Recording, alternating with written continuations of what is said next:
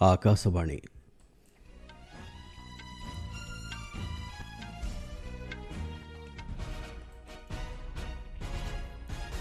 संवाद पढ़ुछंती चंदन घोष। मुख्य संवाद 2047 सुधा एक विकसित भारत स्वप्न पूरण करने लगी समाजर विभिन्न क्षेत्र में महिला मानक सक्रिय अंशग्रहण उपरे राष्ट्रपति गुरुत्वारोप। आकाशवाणी मन की बात कार्यक्रम में आसंता रविवार दिन जनसाधारण सह भाव विनिमय करेंगे प्रधानमंत्री। ऑपरेशन सिंदूर हेउची देशर सामरिक शक्ति साहस और धैर्यर प्रतीक कहले प्रतिरक्षा मंत्री। टिकस व्यवस्था को अधिक प्रभावशाली न्यायसंगत और अभिवृद्धि भित्तिक करने दिगरे परवर्ती पीढ़ी जीएसटी संस्कार अत्यंत गुरुत्वपूर्ण अर्थमंत्री मतव्यक्त। एवं भारत ऑस्ट्रेलिया मध्य तृतीय तथा चूड़ांत दिनिकिया आंतर्जातिक क्रिकेट मैच आसंता काली खेला जिवो सिडनी रे।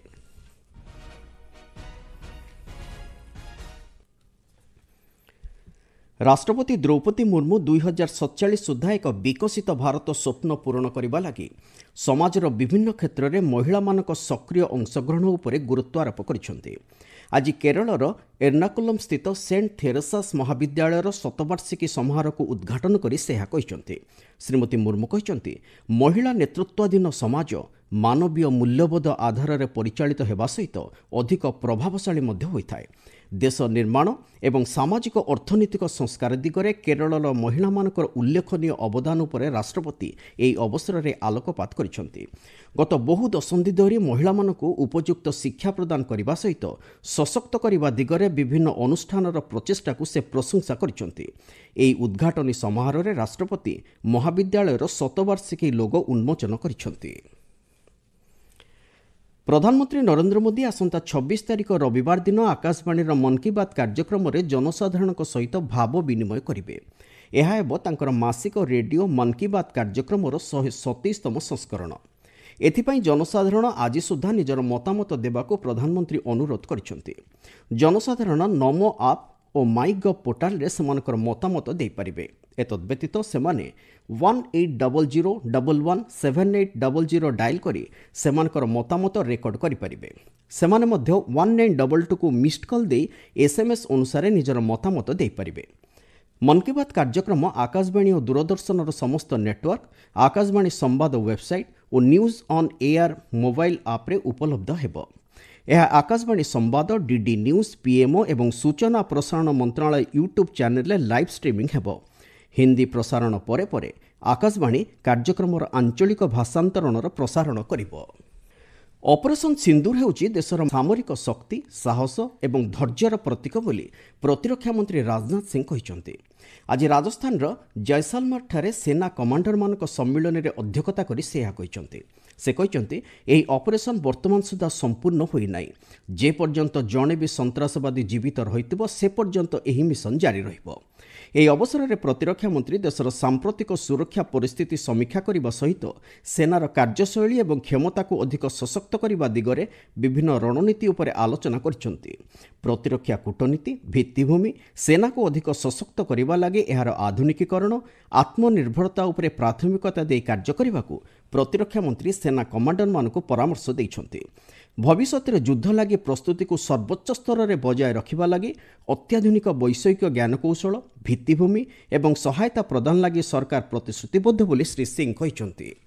एही बैठक में प्रतिरक्षा मुख्य जनरल अनिल चौहान समेत बहु वरिष्ठ सेना अधिकारी माने उपस्थित रही देशर प्रतिरक्षा क्षेत्र को अधिक सुसंगत करने दिगरे निज निजर सुचिंतित मतामत उपस्थापन करिसेंति। एही बैठक में प्रतिरक्षा मंत्री श्री सिंह सैनिक और सेमानकर परिवारवर्ग को सहयोग करने उद्देश्य नमन केन्द्र सैनिक यात्री मित्र आप एवं उपकरण हेल्पलाइन आप्र शुभारंभ करिसेंति। बैठक पूर्व श्री सिंह स्थानीय तनोत माता मंदिर में पूजार्चना करने सहित मंदिर परिसर में 1965 मसीहार भारत पाकिस्तान युद्ध समय अफुटा बोमागुड़िकर निरीक्षण करिसेंति। अर्थमंत्री निर्मला सीतारमण कहिसेंति टिकस व्यवस्था को अधिक प्रभावशाली न्यायसंगत एवं अभिवृद्धि भित्तिक करने दिगरे परवर्ती पीढ़ी वस्तु और सेवाकर जीएसटी संस्कार गुरुत्वपूर्ण भूमिका रही। एक प्रभावशाली कर व्यवस्था देशर अर्थनैतिक अभिवृद्धि को प्रोत्साहित करिथाए। आज गाजियाबाद केंद्रीय जीएसटी भवन उद्घाटन करने अवसर में उद्बोधन दे से कहिसेंति ଅର୍ଥମନ୍ତ୍ରୀ କହିଛନ୍ତି ସଚ୍ଚୋଟ କରଦାତାମାନଙ୍କ ଜୀବନଶୈଳୀକୁ ଅଧିକ ସରଳ କରିବା ଦିଗରେ ସରକାର ସମ୍ପୂର୍ଣ୍ଣ ପ୍ରତିଶ୍ରୁତିବଦ୍ଧ। ଜିଏସ୍ଟି ପରିଷଦ ଜିଏସ୍ଟି ପଞ୍ଜୀକରଣ ପ୍ରକ୍ରିୟାକୁ ସରଳୀକୃତ କରିବା ଦ୍ୱାରା ଏହା ଅଧିକ ସ୍ୱଚ୍ଛ ହୋଇପାରିଛି। ଆସନ୍ତା ମାସ 1 ତାରିଖରୁ ଏହି ସରଳୀକୃତ ଜିଏସ୍ଟି ପଞ୍ଜୀକୃତ ଯୋଜନା ଦେଶବ୍ୟାପୀ କାର୍ଯ୍ୟକାରୀ ହେବ ବୋଲି ଶ୍ରୀମତୀ ସୀତାରମଣ କହିଛନ୍ତି। ଆପଣମାନେ ସମ୍ବାଦ ଶୁଣୁଛନ୍ତି ଆକାଶବାଣୀରୁ। ପ୍ରଧାନମନ୍ତ୍ରୀ ନରେନ୍ଦ୍ର ମୋଦି ଆସନ୍ତା ରବିବାର ଦିନ 22ତମ ଆସିଆନ୍ ଭାରତ ସମ୍ମିଳନୀରେ ଆଭାସୀ ମାଧ୍ୟମରେ ଯୋଗଦେବେ। ମାଲେସିଆର ପ୍ରଧାନମନ୍ତ୍ରୀ ଅନୱାର ଇବ୍ରାହିମଙ୍କ ନିମନ୍ତ୍ରଣ କ୍ରମେ ଶ୍ରୀ ମୋଦି ଏହି କାର୍ଯ୍ୟକ୍ରମରେ ଯୋଗଦେବାର କାର୍ଯ୍ୟସୂଚୀ ରହିଛି। ସାମାଜିକ ଗଣମାଧ୍ୟମରେ ପୋଷ୍ଟ କରି ଶ୍ରୀ ମୋଦି କହିଛନ୍ତି ମାଲେସିଆ ଆସିଆନ୍ର ଅଧ୍ୟକ୍ଷତା କରୁଥିବାରୁ ଏହାର ସଫଳତା ଲାଗି ସେ ଅନୱାର ଇବ୍ରାହିମଙ୍କୁ ଶୁଭେଚ୍ଛା ଜଣାଇଛନ୍ତି। ଆସିଆନ୍ ଭାରତ ରଣନୈତିକ ଭାଗିଦାରୀ ସମ୍ପର୍କକୁ ଅଧିକ ସୁଦୃଢ଼ କରିବା ଲାଗି ଦ୍ୱିପକ୍ଷୀୟ ପ୍ରତିବଦ୍ଧତାକୁ ମଧ୍ୟ ଶ୍ରୀ ମୋଦି ସୁନିଶ୍ଚିତ କରିଛନ୍ତି। ଅନ୍ୟପକ୍ଷରେ ବୈଦେଶିକ ବ୍ୟାପାର ମନ୍ତ୍ରୀ ଡକ୍ଟର ଏସ୍ ଜୟଶଙ୍କର ଆସନ୍ତା 27 ତାରିଖରେ କ୍ୱାଲାଲମ୍ପୁରଠାରେ ହେବାକୁ ଥିବା 20ତମ ଇଷ୍ଟ ଏସିଆ ସମ୍ମିଳନୀରେ ପ୍ରଧାନମନ୍ତ୍ରୀ ନରେନ୍ଦ୍ର ମୋଦିଙ୍କ ପ୍ରତିନିଧିତ୍ୱ କରିବେ।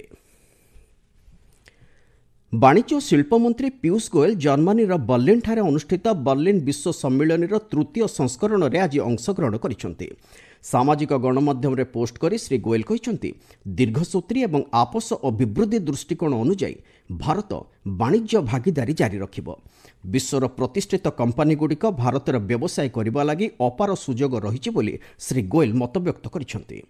ଭାରତରେ ବ୍ୟବସାୟ କରିବା ଲାଗି ସରକାର ସମର୍ଥିତ ବ୍ୟବସ୍ଥିତ ନୀତି, ନବସୃଜନତା ଏବଂ ଉଦ୍ୟୋଗୀମାନଙ୍କୁ ପ୍ରୋତ୍ସାହନ ପ୍ରଦାନ ଭଳି ସୁବିଧା ଲାଗି ବିଶ୍ୱର ବିଭିନ୍ନ ଦେଶରୁ ନିବେଶକମାନେ ଏଠାରେ ପୁଞ୍ଜିନିବେଶ କରିବାକୁ ଆଗ୍ରହ ପ୍ରକାଶ କରୁଛନ୍ତି ବୋଲି ସେ କହିଛନ୍ତି। ଏହି ଅବସରରେ ବର୍ଲିନ୍ଠାରେ ବ୍ୟାବସାୟିକ ନେତୃବୃନ୍ଦ ଗୋଲ ଟେବୁଲରେ ସେ ଜର୍ମାନୀର ବିଭିନ୍ନ ଅଗ୍ରଣୀ କମ୍ପାନୀଗୁଡ଼ିକର ମୁଖ୍ୟ କାର୍ଯ୍ୟନିର୍ବାହୀ ଅଧିକାରୀଙ୍କ ସହ ଆଲୋଚନା କରିଛନ୍ତି। ତୈଳବୀଜ, ଡାଲି ଏବଂ ରେଶମ ଉତ୍ପାଦନ କ୍ଷେତ୍ରରେ ଆତ୍ମନିର୍ଭର ହେବା ଉପରେ କେନ୍ଦ୍ର ଏମ୍ଏସ୍ଏମ୍ଇ, ଶ୍ରମ ଏବଂ ନିଯୁକ୍ତି ରାଷ୍ଟ୍ରମନ୍ତ୍ରୀ ଶୋଭା କରନ୍ଦଲାଜେ ଗୁରୁତ୍ୱାରୋପ କରିଛନ୍ତି। ଆଜି ବେଙ୍ଗାଲୁରୁଠାରେ ଜାତୀୟ ରେଶମ ପୋକ ସଂଗଠନର ଶତବାର୍ଷିକୀ ସମାରୋହରେ ଉଦ୍ବୋଧନ ଦେଇ ସେ ଏହା କହିଛନ୍ତି। ଶ୍ରୀମତୀ କରନ୍ଦଲାଜେ ଏହି ଅବସରରେ ଚାଷୀ, ବୈଜ୍ଞାନିକ ତଥା ଉଦ୍ୟୋଗୀମାନଙ୍କୁ ଏ କ୍ଷେତ୍ରରେ ଆଗେଇ ଆସିବା ଲାଗି ଆହ୍ୱାନ ଦେଇଛନ୍ତି। ଚାଉଳ, ଦୁଗ୍ଧ, ପନିପରିବା ଓ ଫଳ ଆଦି ଉତ୍ପାଦନ କ୍ଷେତ୍ରରେ ଭାରତ ଆତ୍ମନିର୍ଭର ହୋଇସାରିଛି। ତେବେ ରେଶମ ଜାତୀୟ ଦ୍ରବ୍ୟରେ ଅନୁରୂପ ସ୍ଥିତି ହାସଲ କରିବା ସହିତ ଏ କ୍ଷେତ୍ରରେ କାର୍ଯ୍ୟ କରୁଥିବା ଚାଷୀ ଓ ଉଦ୍ୟୋଗୀମାନଙ୍କର ଆୟ ଦ୍ୱିଗୁଣ କରିବା ଉପରେ ସେ ଗୁରୁତ୍ୱାରୋପ କରିଛନ୍ତି। ଚଳିତ ବର୍ଷର ଜାତୀୟ ଏକତା ଦିବସକୁ ଏକ ଭବ୍ୟ ତଥା ସମାବେଶୀ ସମାରୋହରେ ପାଳନ କରାଯିବ ବୋଲି ସୀମା ସୁରକ୍ଷା ବାହିନୀର ମହାନିର୍ଦ୍ଦେଶକ ଦଲଜିତ ସିଂ ଚୌଧୁରୀ କହିଛନ୍ତି। ଆସନ୍ତା 31 ତାରିଖ ସର୍ଦ୍ଦାର ବଲ୍ଲଭଭାଇ ପଟେଲଙ୍କ ଜନ୍ମଦିବସ ଅବସରରେ ଦେଶବ୍ୟାପୀ ପାଳନ ହେବାକୁ ଥିବା ରାଷ୍ଟ୍ରୀୟ ଏକତା ଦିବସ 2025 ସମାରୋହ ଉପଲକ୍ଷେ ଆଜି ନୂଆଦିଲ୍ଲୀରେ ଆୟୋଜିତ ଏକ ସାମ୍ବାଦିକ ସମ୍ମିଳନୀକୁ ଉଦ୍ବୋଧନ ଦେଇ ଶ୍ରୀ ଚୌଧୁରୀ କହିଛନ୍ତି, ये दिन भारत की एकता, अखंडता और राष्ट्रीय एकजुटता का प्रतीक है। इस वर्ष का आयोजन अत्यधिक विशेष है क्योंकि हम सरदार वल्लभ भाई पटेल की 150वीं जन्म जयंती मना रहे हैं। सरदार पटेल भारत के प्रथम उप प्रधानमंत्री और गृह मंत्री रहे। उन्होंने स्वतंत्रता के बाद 562 रियासतों को एकजुट कर आधुनिक भारत की नींव रखी। इसी कारण उन्हें राष्ट्र की एकता का शिल्पकार और लोह पुरुष कहा जाता है। ଭାରତ ଆନ୍ତର୍ଜାତିକ ଚାଉଳ ସମ୍ମିଳନୀ 2025 ଆସନ୍ତା 30 ତାରିଖ ଦିନ ନୂଆଦିଲ୍ଲୀର ଭାରତ ମଣ୍ଡପମ୍ଠାରେ ଅନୁଷ୍ଠିତ ହେବ। ଆଜି ନୂଆଦିଲ୍ଲୀରେ ସାମ୍ବାଦିକମାନଙ୍କୁ ଏ ସମ୍ପର୍କିତ ସୂଚନା ଦେଇ ଆପେଡାର ଅଧ୍ୟକ୍ଷ ଅଭିଷେକ ଦେବ କହିଛନ୍ତି ଏହି ଦୁଇଦିନିଆ ସମ୍ମିଳନୀରେ ଫିଲିପାଇନ୍ସ, ଘାନା, ନାମିବିଆ ଓ ଗାମ୍ବିଆର ବୈଦେଶିକ ମନ୍ତ୍ରୀମାନେ ଅଂଶଗ୍ରହଣ କରିବେ। ଭାରତ ବର୍ତ୍ତମାନ ବିଶ୍ୱର ସର୍ବବୃହତ୍ ଚାଉଳ ଉତ୍ପାଦନକାରୀ ଏବଂ ରପ୍ତାନିକାରୀ ଦେଶ। ଭାରତ 172ରୁ ଉର୍ଦ୍ଧ୍ୱ ରାଷ୍ଟ୍ରକୁ ଚାଉଳ ରପ୍ତାନି କରୁଛି। ବୈଶ୍ୱିକ ଖାଦ୍ୟ ଯୋଗାଣ ଶୃଙ୍ଖଳରେ ନିଜର ଉପସ୍ଥିତିକୁ ସୁଦୃଢ଼ କରିବା ଦିଗରେ ଏ କ୍ଷେତ୍ରରେ କାର୍ଯ୍ୟ କରୁଥିବା ପକ୍ଷମାନଙ୍କୁ ଏହି ସମ୍ମିଳନୀ ସୁଯୋଗ ପ୍ରଦାନ କରିବ। ଭାରତ ଅଷ୍ଟ୍ରେଲିଆ ମଧ୍ୟରେ ତୃତୀୟ ତଥା ଚୂଡ଼ାନ୍ତ ଦିନିକିଆ ଆନ୍ତର୍ଜାତିକ କ୍ରିକେଟ୍ ମ୍ୟାଚ୍ ଆସନ୍ତାକାଲି ସିଡ୍ନୀରେ ଖେଳାଯିବ। ଏହି ମ୍ୟାଚ୍ ଭାରତୀୟ ସମୟ ସକାଳ 9ଟାରେ ଆରମ୍ଭ ହେବ। ପୂର୍ବରୁ ପ୍ରଥମ ଦୁଇଟି ମ୍ୟାଚ୍ ଜିତି ଅଷ୍ଟ୍ରେଲିଆ 2-0ରେ ସିରିଜ୍ ଅଗ୍ରଣୀ ରହିଛି। ମୁଖ୍ୟ ସମ୍ବାଦଗୁଡ଼ିକ ପୁଣି ଥରେ। 2047 ସୁଦ୍ଧା ଏକ ବିକଶିତ ଭାରତ ସ୍ୱପ୍ନ ପୂରଣ କରିବା ଲାଗି ସମାଜର ବିଭିନ୍ନ କ୍ଷେତ୍ରରେ ମହିଳାମାନଙ୍କ ସକ୍ରିୟ ଅଂଶଗ୍ରହଣ ଉପରେ ରାଷ୍ଟ୍ରପତିଙ୍କ ଗୁରୁତ୍ୱାରୋପ। ଅପରେସନ୍ ସିନ୍ଦୁର ହେଉଛି ଦେଶର ସାମରିକ ଶକ୍ତି, ସାହସ ଓ ଧୈର୍ଯ୍ୟର ପ୍ରତୀକ କହିଲେ ପ୍ରତିରକ୍ଷା ମନ୍ତ୍ରୀ। ଏବଂ ଭାରତ ଅଷ୍ଟ୍ରେଲିଆ ମଧ୍ୟରେ ତୃତୀୟ ତଥା ଚୂଡ଼ାନ୍ତ ଦିନିକିଆ ଆନ୍ତର୍ଜାତିକ କ୍ରିକେଟ୍ ମ୍ୟାଚ୍ ଆସନ୍ତାକାଲି ଖେଳାଯିବ ସିଡ୍ନୀରେ। ସମ୍ବାଦ ଶେଷ ହେଲା।